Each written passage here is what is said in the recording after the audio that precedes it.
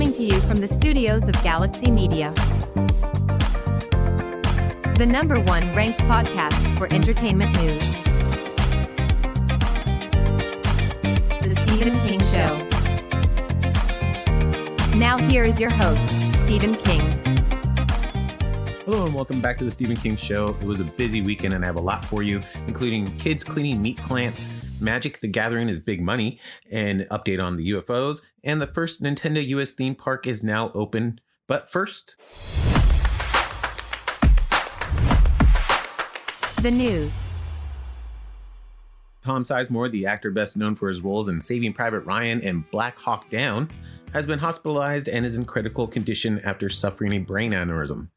The 61-year-old reportedly collapsed around 2 a.m. Saturday and was rushed to a hospital where he remains in the ICU. There hasn't been an official update on his condition, but his rep did say that Sizemore is in a bad way and his chances for recovery are uncertain. It was a marquee markdown. Mark Wahlberg has sold his Beverly Hills mansion for $55 million, $32.5 million less than its initial listing of $87.5 million last April. The sprawling 30,500-acre-foot home features 12 bedrooms and 20 bathrooms on 6 acres in an exclusive gated community. The TED star took the property off the market in October before relisting it in November at $79.5 million. The buyer has not been identified. Wahlberg purchased the land in 2009 for a measly $8.25 million, putting in at least 5 years of renovation efforts. He and his family have relocated to the Las Vegas area.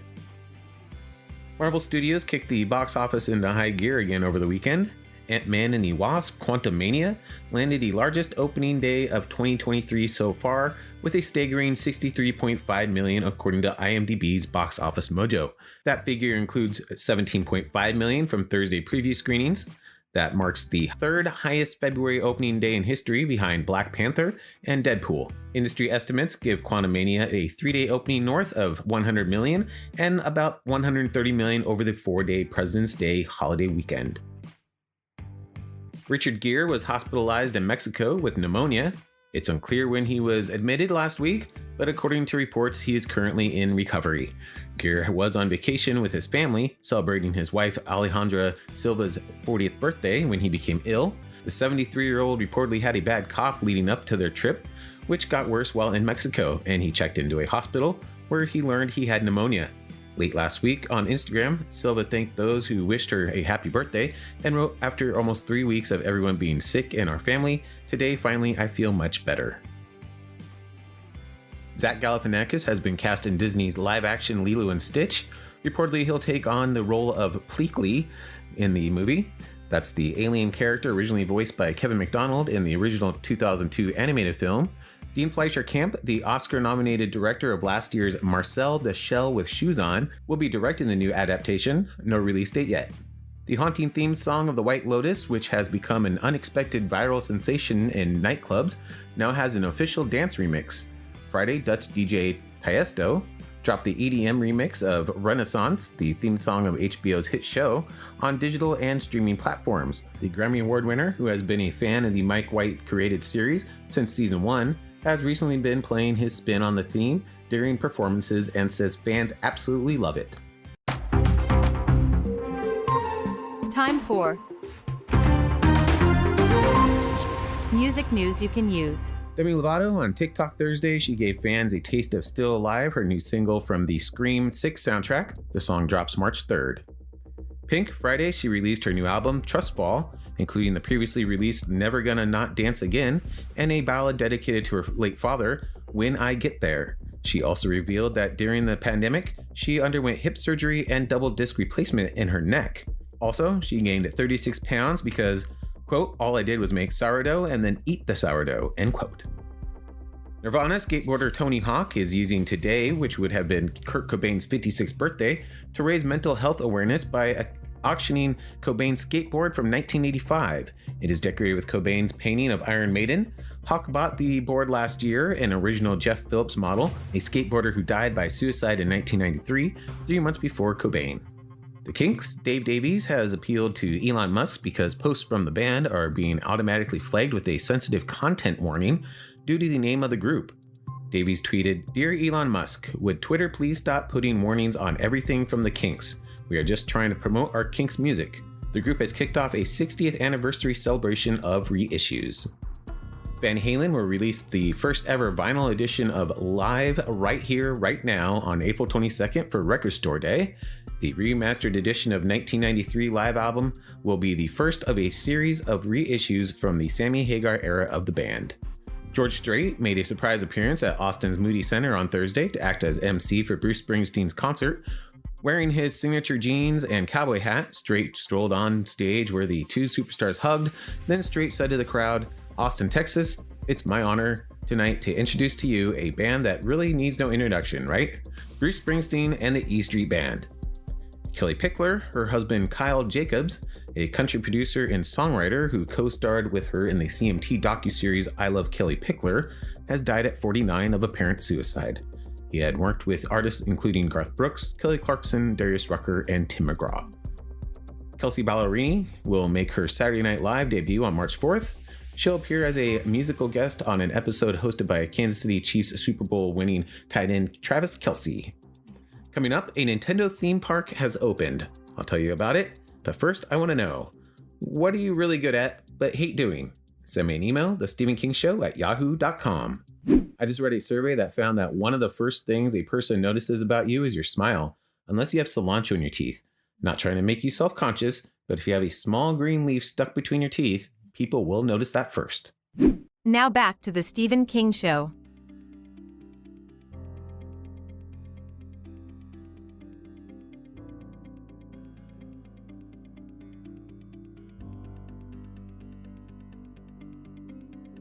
The tooth hurts. As a parent, you become accustomed to sometimes having to tell your kids no, in order to make sure they don't eat too much junk food, or do any of a number of other things that may not be good for them. But grandparents, not so much.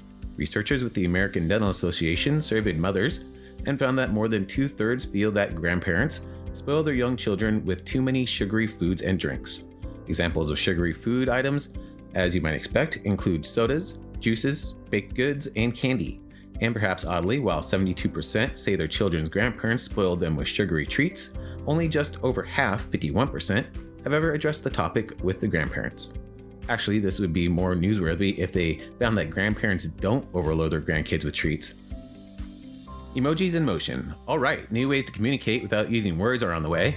Apple has revealed the 31 new emoji, that's the technically correct plural of emoji, that will soon be available. The new emoji designs have arrived as part of the first iOS 16.4 beta and include the highly anticipated pink heart. The new emoji also include light blue heart, shaking head, gray heart, donkey, moose, goose, wing, jellyfish, blackbird, pea pod, ginger, folding hand fan, hair pick, flute, maracas, conda, and wireless. I wonder how they're gonna make wireless an emoji. There'll also be a rightward pushing hand and a leftward pushing hand in a variety of skin tones. No official word yet on when the new emoticons will be available to all iOS users, but they are expected to be released in the coming months. What do I care? All I ever use is the laughing face and the poo. New good news. Elvis is the king of making foster cats feel perfectly at home. 9 years ago, Beverly Pack, a volunteer with Open Arms Animal Shelter in Louisa, Kentucky, took in Elvis, his sister Priscilla, and other kittens in their litter. When she learned that Elvis and Priscilla both have wobbly cat syndrome, she decided to adopt them. This condition affects their balance and motor skills, but it doesn't stop Elvis from fully embracing every new foster kitten that comes to their house. Since 2013, Pack has taken in over 100 fosters, and Elvis insists he be allowed to groom and bathe each one. He follows his new friends around during the day, then snuggles with them at bedtime. This attention helps the kittens with their socialization, making it easier for them to get adopted. And Elvis's kindness has been rewarded. He was recently named a winner of Arm & Hammer's Feline Generous Happily Forever After contest, and a donation was made to the animal shelter. A girl who became the world's youngest published author at age 5 is making history again by releasing her second book at age 6. Bella J. Dark of the United Kingdom will become the youngest female author to publish a series of books after following up on her debut. Last year, she set the Guinness World Record for the youngest published author after selling more than 2,000 copies of The Lost Cat.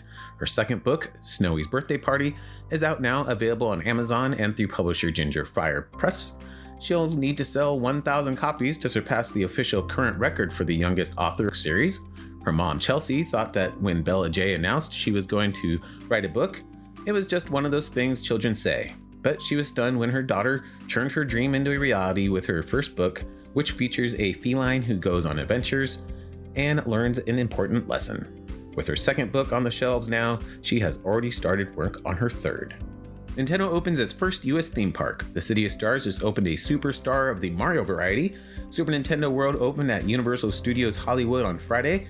At the Mini Mushroom Kingdom, guests can race cars, earn coins, and throw turtle shells on the park's only ride, Mario Kart Bowser's Challenge.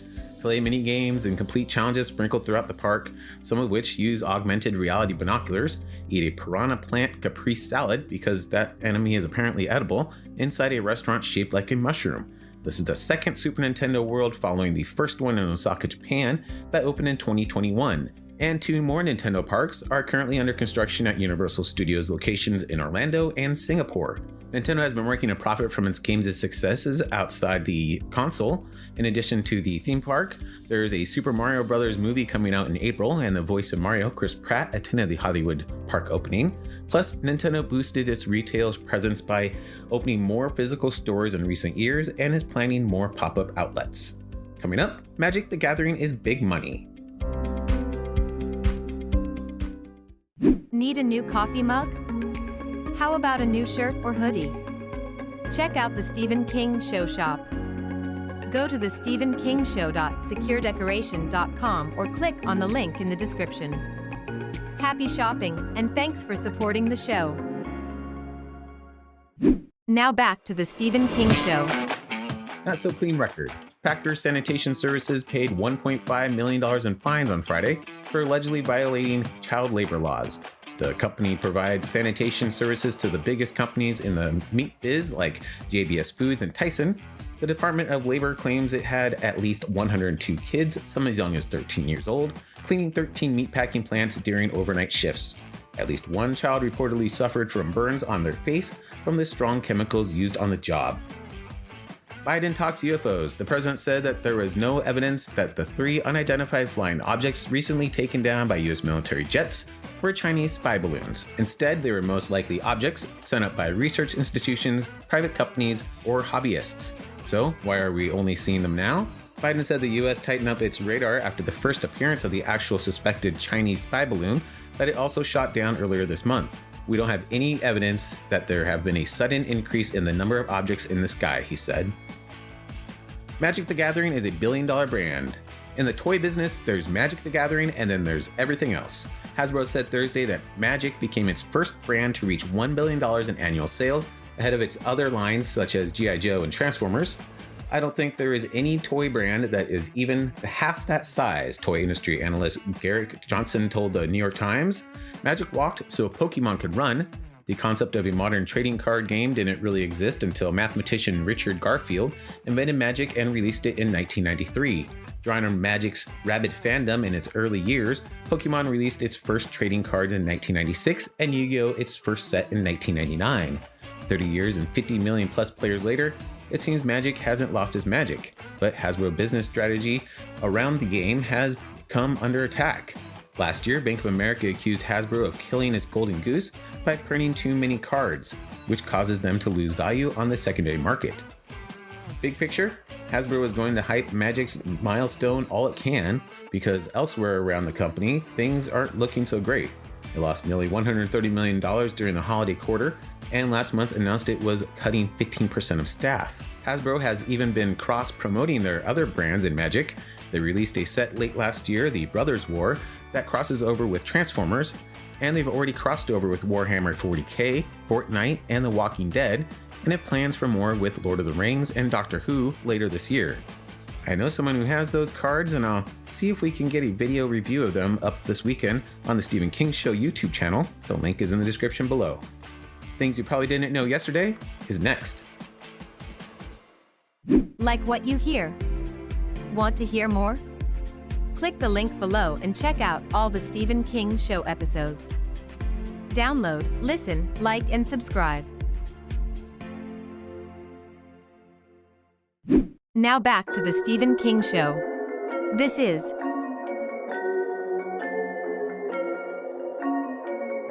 Things You Probably Didn't Know Yesterday.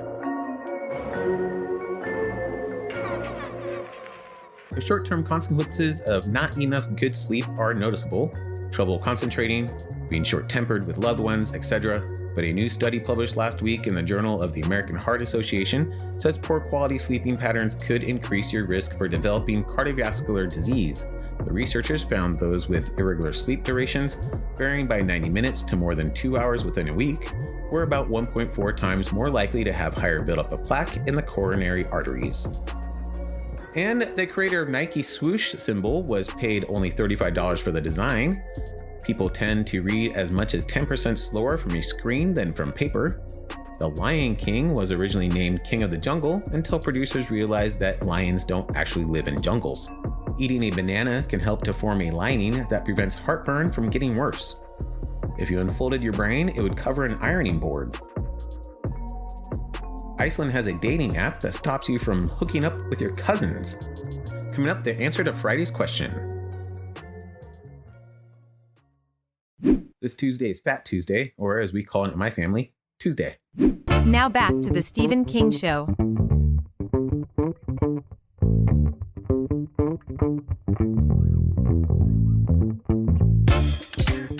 Friday I asked, 10% of us do this before going grocery shopping. What is it? The answer? Eat. Today's question? Oddly, 2% of people put ketchup on this. What is it? I'll give you the answer tomorrow. And I leave you with, no one ever made a difference by being like everyone else. Talk to you tomorrow.